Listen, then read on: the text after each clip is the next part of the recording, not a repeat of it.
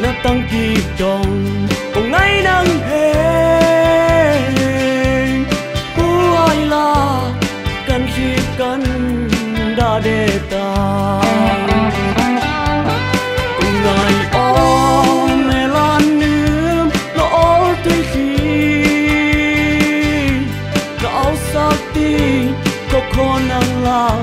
việc nước cùng xa cần ngài tăng kỳ suy lãnh càng nó na hi nom na hin khi lòng ôm tất để là suy nom na hin khi lòng ôm tất để là suy